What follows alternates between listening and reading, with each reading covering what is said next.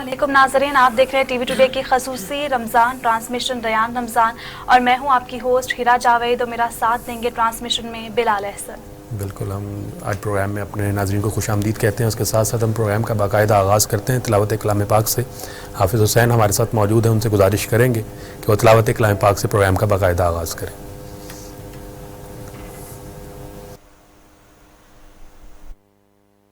أعوذ بالله من الشيطان الرجيم.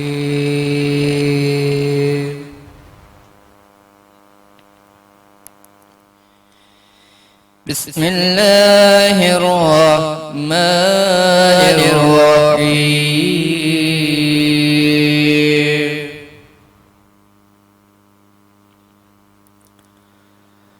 والتين والزيتون وطور سينين وهذا البلد الأمين.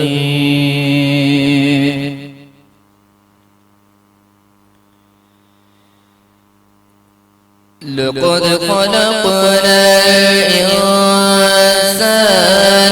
في أحسن تقويم ثم رددناه أسفل سافلين.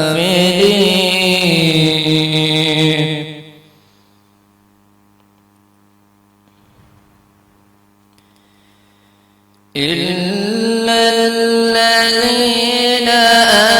آمنوا وعملوا الصالحات فلهم أجر غير ممنون.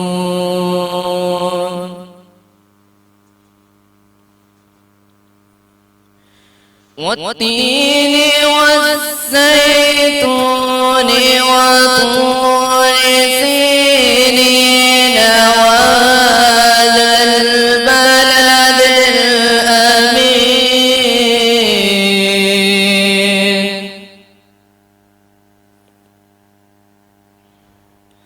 لقد خلقنا الإنسان في أحسن تقويم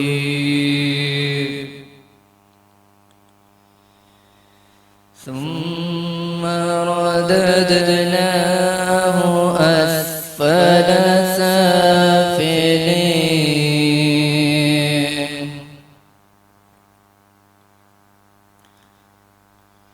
إلا الذين آمنوا وعملوا الصالحات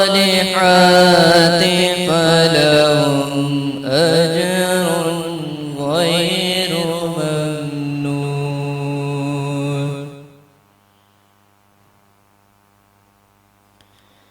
فما يكذبك بعد بالدين.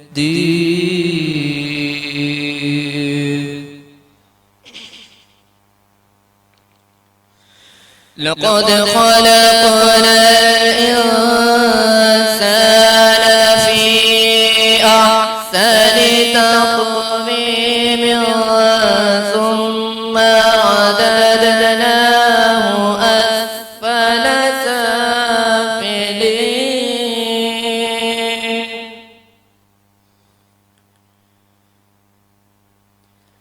إلا الذين آمنوا وعملوا الصالحات فلهم أجر غير ممنون.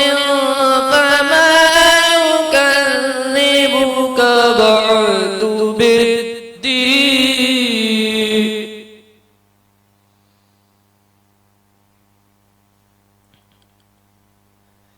فما يكذبك بعد بالدين.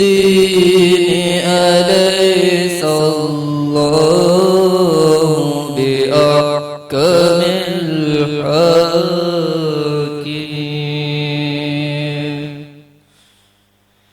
آمنت بالله صدق الله العظيم.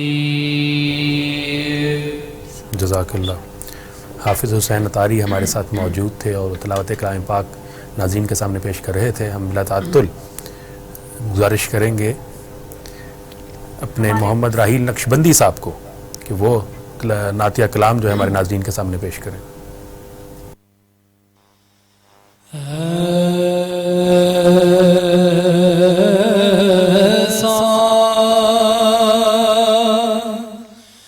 کوئی محبوب نہ ہوگا نہ کہیں ہے بیٹھا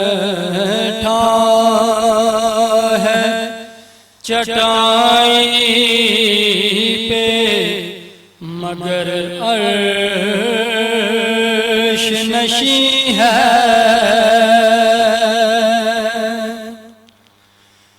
ملتا نہیں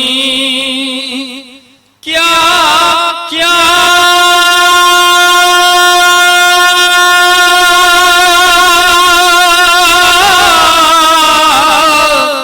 دو جہاں کو تیرے در سے ملتا نہیں کیا کیا دو جہاں کو تیرے در سے ایک لفظ نہیں ہے کہ تیرے لب پہ نہیں ہے.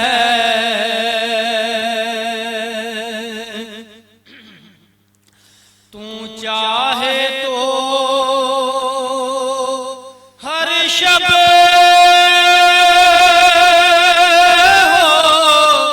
مثال شب اسرا.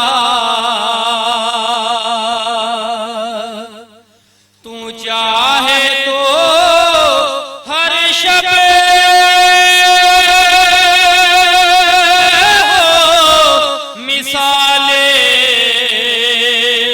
شب اسرا تیرے لیے دو چار قدم عرش بری ہے.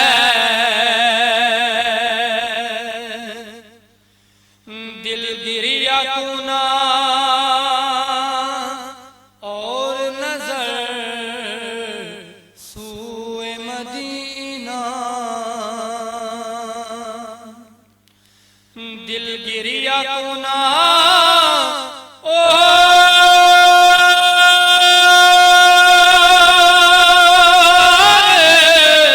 نظر سوئے مدینہ. دل گریا کنا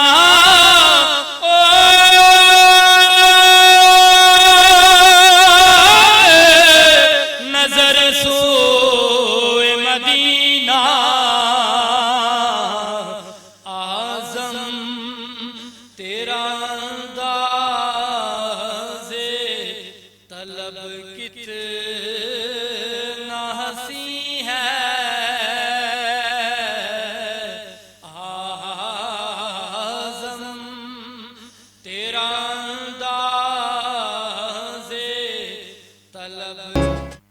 السلام علیکم ورحمۃ اللہ وبرکاتہ. خواتین و حضرات، ابھی ہم بریک پر جانے سے پہلے بات کر رہے تھے موضوع کے حوالے سے. بڑا اہم موضوع ہے. آج 20 رمضان المبارک ہے اور فتح مکہ کا بڑا اہم ایونٹ ہے، جس کے بعد جسے کہا جا سکتا ہے کہ ایک سلسلہ شروع ہوا عروج کا، اور یہ ایک سارا معاملہ چلا اور واقعات ہیں بہت سارے فتح مکہ سے جڑے ہوئے، خاص تر جو عام معافی کا نبی صلی اللہ علیہ وآلہ وسلم نے اعلان کیا. ان سارے واقعات پر، ان چیزوں پر ہم اپنے ڈاکٹر اختر حسین ازمی صاحب ہمارے دینی اسکالر ہیں، مسلسل ہمارے ساتھ جڑے رہے ہیں اور ہماری رہنمائی کرتے رہے ہیں.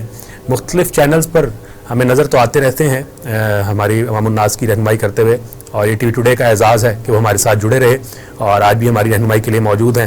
فتح مکہ کا ہم موضوع آج شروع کرتے ہیں.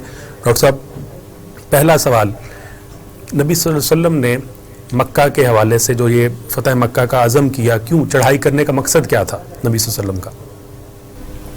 بسم اللہ الرحمن الرحیم. ظاہر ہے کہ کوئی بھی جنگ ہوتی ہے اس کے پس منظر میں بہت ساری چیزیں ہوتی ہیں. تو اس سے پہلے یہ تھا کہ حضور صلی اللہ علیہ وسلم جب مدینہ تشریف لائے تھے تو اس وقت سے لے کر اب تک یعنی 8 ہجری تک، یعنی ان 8 سالوں میں 3 چڑھائیاں اہل مکہ نے مدینہ پر کی تھیں. اور اب سے کوئی 2 سال پہلے ایک صلح نامہ ہوا تھا مدینہ اور مکہ کے درمیان. تو اس میں کچھ اصول طے ہوئے تھے. ان میں سے ایک یہ تھا کہ جو باقی قبائل ہیں، قریش اور مسلمانوں کے علاوہ جو باقی قبائل ہیں، وہ ان 2 گروہوں میں سے جس گروہ سے بھی نتھی ہوں گے، اس سے الحاق کریں گے، افیلیٹڈ ہوں گے، تو ان کے اوپر بھی اس قانون کا اطلاق ہوگا، صحیح اپلائی ہوگا ان کے اوپر. تو ایسا ہوا کہ بنو بکر ایک خاندان تھا جو قریش کا حلیف بن گیا، یعنی ان کا الہی بن گیا، جبکہ بنو خزاع بھی مکہ ہی کا ایک یعنی بہت بڑا قبیلہ تھا، وہ مسلمانوں کا الہی بن گیا، کیونکہ وہ ان کی آپس میں ایک دوسرے سے لگتی تھی. تو جیسے ہمارے سیاست میں ہوتا ہے کہ ایک قبیلہ اگر اس پارٹی کے ساتھ جائے گا تو دوسرا اس کے مخالفت میں سہارا لینے کے لیے دوسری پارٹی کی طرف مفادات کے حوالے سے تو وہ مسلمانوں کے ساتھ اٹیچ ہو گئے. اس طرح مسلمانوں کی تقویت کا ذریعہ بن گیا. تو اب ہوا یہ کہ اس مکہ کی فتح سے پہلے کوئی تھوڑا ہی عرصہ پہلے بنو بکر کے لوگوں نے بنو خزاع کے اوپر بغیر کسی وجہ کے چڑھائی کر دی اور ان کو کافی مارا، ان کے قتل کیے بندے. اور انہوں نے پناہ لینے کے لیے حرم کے اندر وہ داخل ہو گئے، اور یہ عام اصول تھا کہ حرم کے اندر کوئی کسی کو قتل نہیں کرے گا.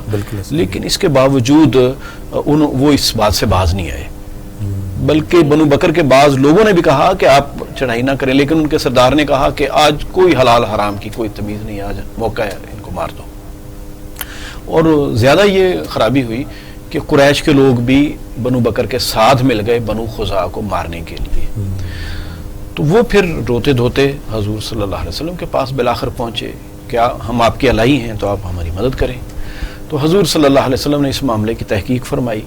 تو آپ صلی اللہ علیہ وسلم نے اپنے سفیر کو بھیجا مکے والوں کے پاس کہ آپ کے پاس 2 آپشن ہیں، یا تو یہ ہے کہ جو بنو بکر کے لوگوں کے ساتھ آپ نے زیادتی کی ہے، جو قتل کیا ہے، جتنے قتل کیے ہیں کوئی 20 کے قریب انہوں نے قتل کر دیے تھے، یہ کوئی معمولی قتل نہیں تھے.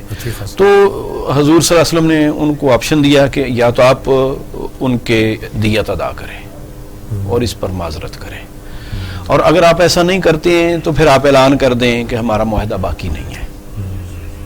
تو جب مسلمانوں کا سفیر وہاں پہنچا تو جب یہ بات رکھی گئی تو انہوں نے کہا ہمیں دوسری شرط منظور ہے.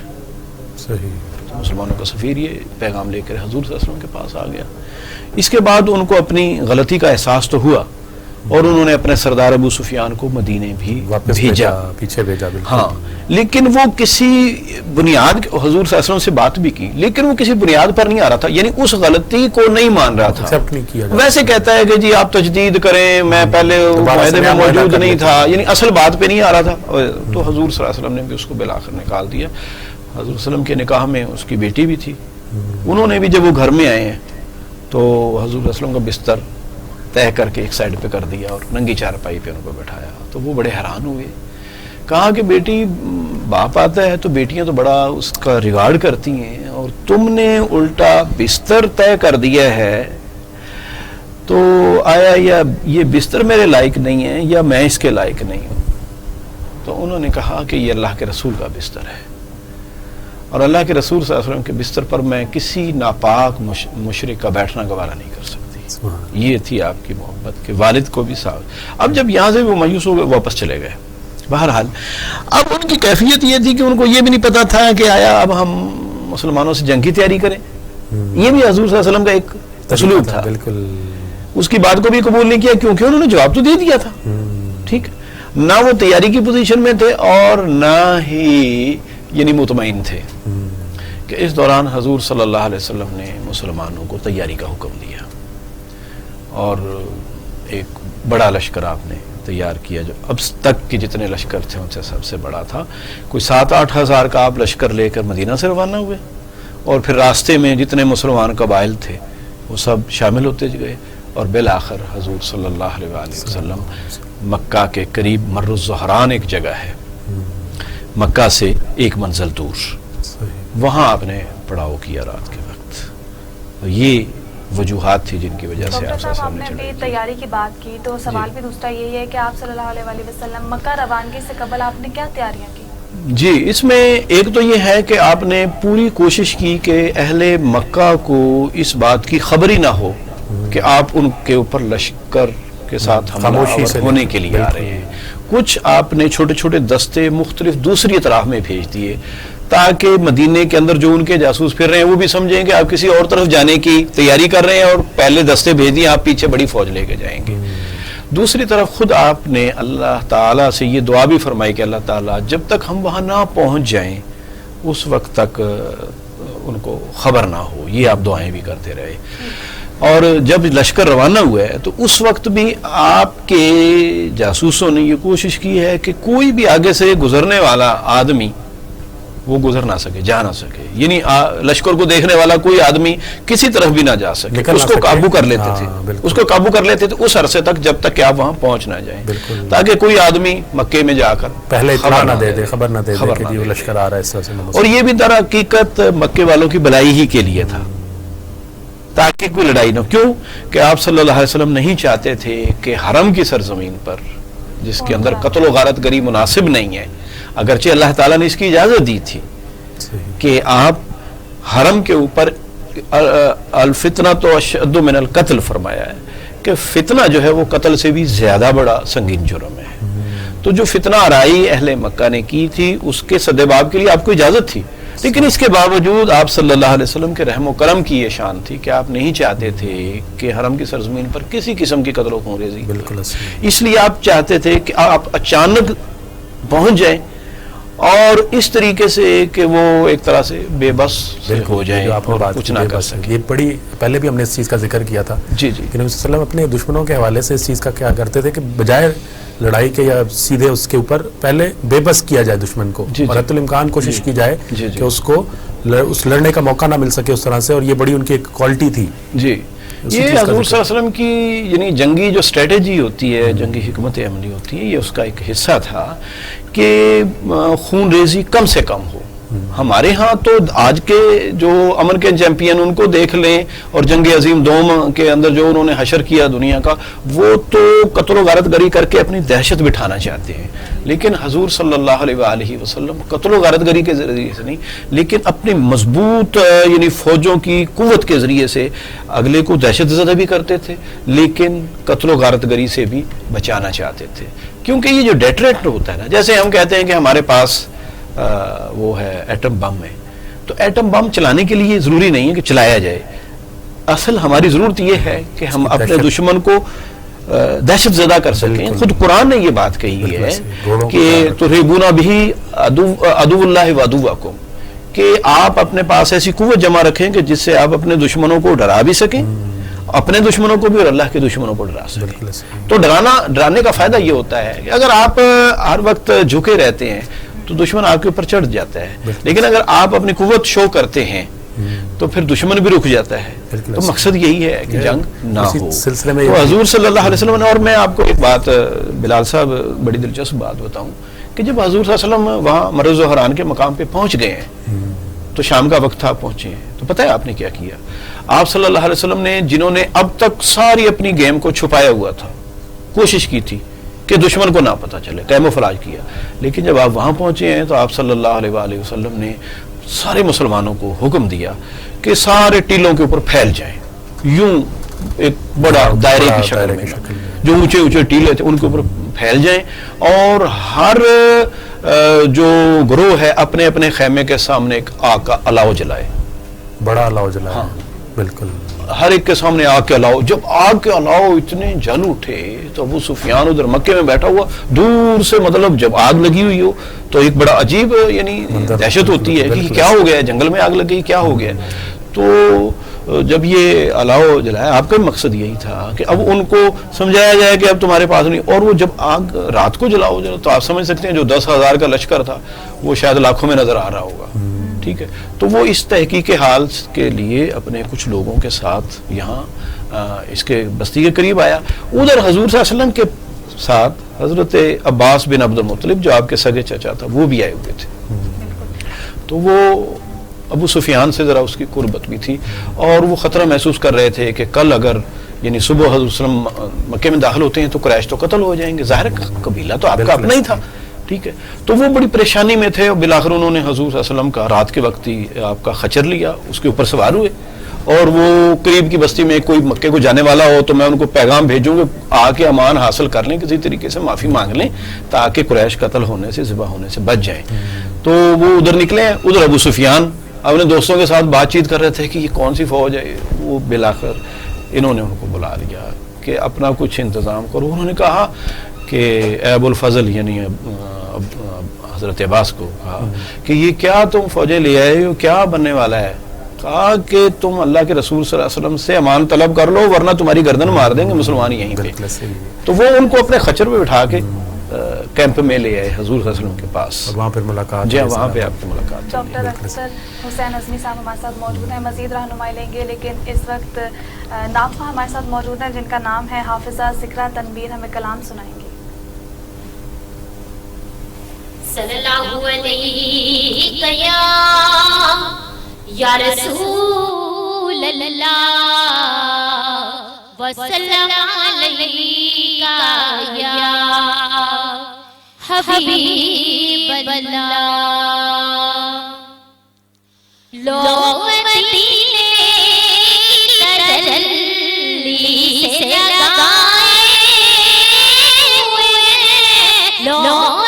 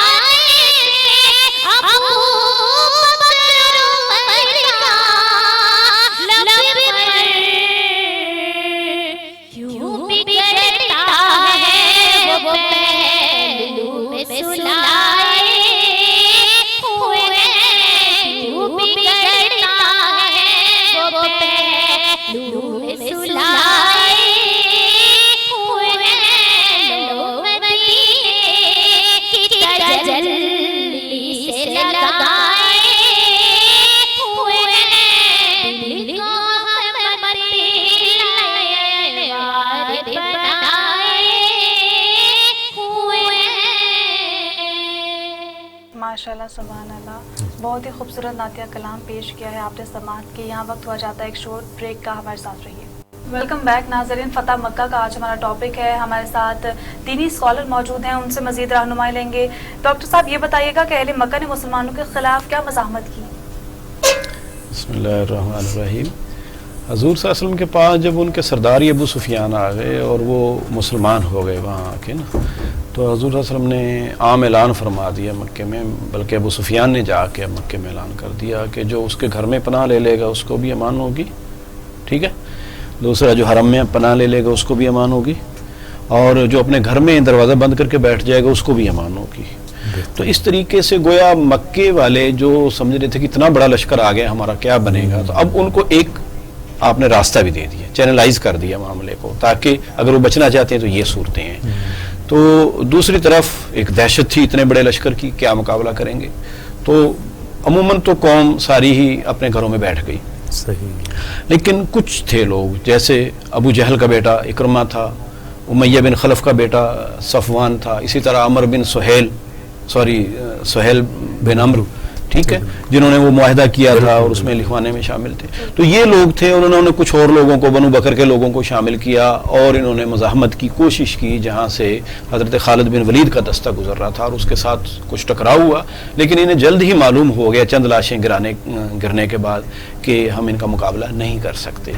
तो इस जंग में सिर्फ 2 मुसलमान शहीद हुए और काफिरों के कोई 8-7 अफराद मारे गए, और इस तरीके से और वही मज़ामत हुई। बाकी मुसलमान बड़े इत्मीनान के ज़रिए से चारों अतराफ से, आपने मुख्तलिफ अतराफ से लश्करों को शहर में दाखिल होने की, ये भी स्ट्रेटेजी थी आपकी कि एक ही तरफ पे सारा यानी रश ना हो जाए और दूसरे मक्के वाले किस किस महाज पे मुकाबला करेंगे, इस तरह उनकी कुव्वत को तकसीम कर दिया आपने।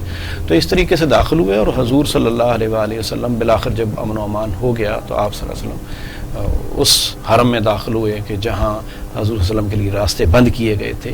आज उस शान के साथ हर घर वाले देख रहे हैं कि हजूर सल्लल्लाहु अलैहि वसल्लम जो रात की तारीकी में निकलने पे मजबूर हुए थे, जिनके खून के वो प्यासे थे, आज वही मोहम्मद सल्लल्लाहु अलैहि वसल्लम मक्के के अंदर हरम के अंदर दाखिल हो रहे हैं। और हजूर सल्लल्लाहु अलैहि वसल्लम ने पहला जो काम किया है, हजर अस्वद को आपने अपनी दूर से छड़ी से इशारा करके इस्तलाम किया और फिर आपने तवाफ़ किया, और तवाफ़ के बाद हजूर सल्लल्लाहु अलैहि वसल्लम ने वो तमाम बुत जो बाहर सजे हुए थे और वो सारे गिराए, और इसके बाद आप हरम के अंदर दाखिल हुए।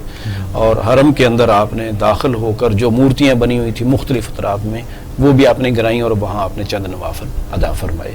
तो इस तरीके से आप हरम में यानी कि दाखिल हुए हैं। डॉक्टर साहब, अहम मौजू बदतरीन दुश्मन, और उनको इस मौके पर फतह मक्का के मौका जब देखें, किसी भी यहाँ पे हमारे यहाँ तो रवाज है ना, कोई भी हुक्मरान जब किसी इलाके को फतह करता था तो वो तबाही मचाता था, हर चीज को जो है वो तो बर्बाद कर देता था। जी जी बिल्कुल। और अपने दुश्मनों से चुन चुन के बदले लेता था। जी, बदले, जिसे कहते हैं ना कि वो इंतकाम लिया जाता था। बल्कि मैं ये कहूँ कि जिनसे कोई जाती दुश्मनी भी नहीं होती, उनसे भी बिल्कुल जुल्म किया जाता है। यहाँ तो हजूर सल्लल्लाहु अलैहि वसल्लम खुद उनके जुल्म का शिकार रहे थे, आपके सहाबा शिकार रहे थे। लेकिन मैं आपको ये बात बताऊं कि हजूर सल्लल्लाहु अलैहि वसल्लम जब खाना काबा के अंदर से आप दरवाजे पर आए हैं, खड़े हुए हैं, और रिवायत में कि आपने यूं बाजुओं को, चौखट को संभाला है हरम की, और लोगों को मुखातिब किया और फरमाया कि लोगों, तुम मेरे बारे में क्या ख्याल रखते हो कि मैं तुम्हारे साथ क्या सलूक करने वाला हूँ। तो सब ने कहा कि अखुन करीम व इब्न अखुन करीम, आप मेहरबान इंसान हैं और मेहरबान भाई के, इज्जतदार भाई के बेटे हैं, हमारे बेटे हैं। तो हजूर सल्लल्लाहु अलैहि वसल्लम ने फरमाया कि आज मैं तुम्हारे लिए वही बात कहता हूँ जो हज़रत यूसुफ अलैहिस्सलाम ने, जब वो बादशाह थे और उनके भाई वो आए थे ना, तो ज़रूरतमंद बनकर आए थे, बिल्कुल, और फिर उन्होंने बताया था तो वो घबरा गए थे। तो फरमाया कि आज मैं तुम्हें वही बात कहता हूँ जो हज़रत यूसुफ अलैहिस्सलाम ने अपने भाइयों से कही थी कि ला तसरीब अलैकुमुल यौम, सूरह यूसुफ में, कि आज के दिन तुमसे कोई बदला नहीं लिया जाएगा। इनमें वो भी थे जो आप पर कीचड़ उछालने वाले थे, जुल्म ज़्यादती करने वाले थे, आपको जिन्होंने मदीने के अंदर भी आराम से नहीं रहने दिया था, आपके खून के प्यासे थे, सबको आपने मुआफ़ कर दिया। सिर्फ आपने ये ऐलान किया, कोई 8-9 अफराद थे जिन्होंने बहुत ज़्यादा बदजुबानियाँ की थी, और कुछ ऐसे थे जिनके ऊपर मुसलमानों का खून लाजिम था, انہوں نے قتل کیے تھے، تو سوائے ان لوگوں کے آپ نے سب کو معاف کر دیا اور ان کو کے بارے میں کہا کہ اگر وہ خانہ کعبہ کے غلافوں میں بھی لپٹے ہوں، پردوں سے بھی لپٹ جائیں تو ان کو معاف نہیں کرنا ہے.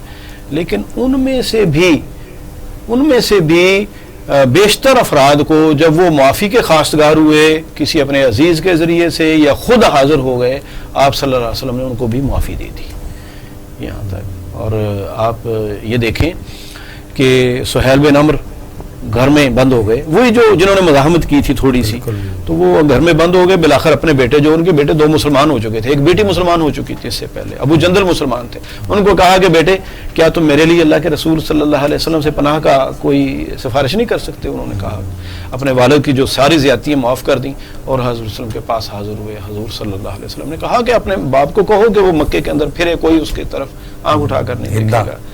ہاں، اسی طرح ہندہ جو ہے ابو سفیان کی بیوی تھی، جس نے جنگ احد میں آپ صلی اللہ علیہ وسلم کے چچا کو نہ صرف شہید کروایا تھا غلام کے ذریعے سے، بلکہ آپ کا سینہ چیر کر کلیجہ نکال کر اس کو چبانے کی کوشش کی تھی. اتنا ان کے اندر وحشت تاری تھی.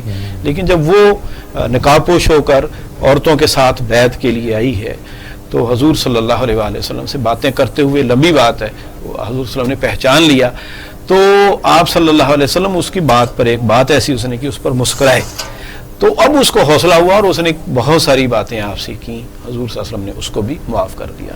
وہ وحشی جس نے حضرت امیر حمزہ کو شہید کیا تھا، وہ آپ سے معافی کا خواستگار ہوا تو آپ صلی اللہ علیہ وسلم نے اس کی سے وہی واقعہ سنا اور پھر کہا کہ وحشی میں نے تمہیں معاف کر دیا ہے، لیکن تم اب میری نظروں کے سامنے نہیں آنا کبھی.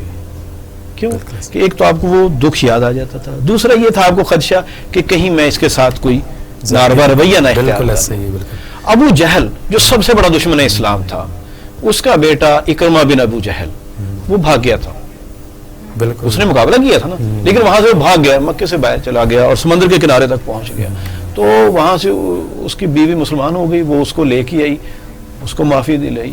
تو حضور صلی اللہ علیہ وسلم نہ صرف یہ کہ اس کے استقبال کے لیے آگے تک گئے جب وہ مکے میں آیا، بلکہ اپنے قریب بیٹھے والے لوگوں کو کہا کہ ابو جہل کا بیٹا آ رہا ہے تو تم نے کوئی ایسی بات اس کے باپ کے بارے میں نہیں کہنا کہ جس سے اس کی دل آزاری ہو. کیوں کہ مرنے والوں کے برے ذکر سے ان کے بچوں کو تکلیف ہوتی ہے. تو یہاں تک حضور صلی اللہ علیہ وسلم سبق ہمارے لیے فتح مکہ میں کیا تھا، بس اس کے بعد ہم بڑھیں گے اپنی نعت خواں کی جانب. جی بس یہی ہے کہ انسان کو جتنا بڑا ظرف ہوگا، اور یہی لوگ ہیں کہ جن کو معاف کیا ہے انہوں نے اسلام کے لیے بڑی بڑی پھر قربانیاں دی. ابو جہل کے بیٹے نے بھی قربانیاں دی، سہیل بن عمر نے بڑی جنگوں کے اندر حصہ لیا، اور اسی طرح صفوان بن امیہ نے حصہ لیا. تو ہمارے لیے یہی سبق ہے کہ ہمیں عالی ظرف ہونا چاہیے. اگر ہم بڑے کام کرنا چاہتے ہیں تو حوصلہ بھی ہمارا بڑا ہونا چاہیے. کوئی شک نہیں. ڈاکٹر صاحب نے بڑا ہی نعت خواں موجود ہیں جن کا نام ہے کائنات تنویر. ہمیں کون سا کلام سنائیں گے آج آپ؟ خاک سورج سے اندھیروں کا اذان. پیش کیجیے. صلی اللہ علیہ یا رسول اللہ وسلم علیہ یا حبیب اللہ. خاک سورج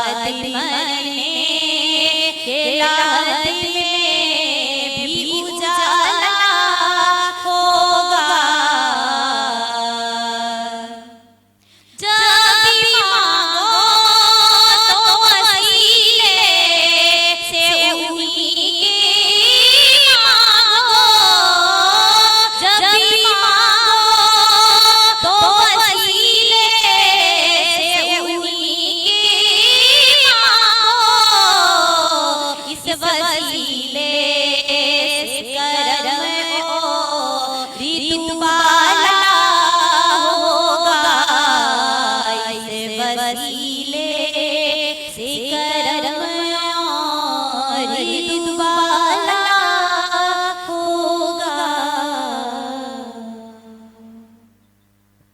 खूबसूरत नातिया कलाम पेश किया है कायनात तनवीर ने। हमारे साथ डॉक्टर अख्तर हुसैन अज़मी साहब जो हैं मुस्तकिल मौजूद होते हैं हमारी और आपकी रहनुमाई के लिए। अफ्तार का वक्त हुआ जाता है, मज़ीद मौज़ूआत को भी इसी तरह अपने जो ट्रांसमिशन है उसका हिस्सा बनाएंगे। मुझे और बिलाल को इजाज़त दीजिए, अल्लाह ने के बाद।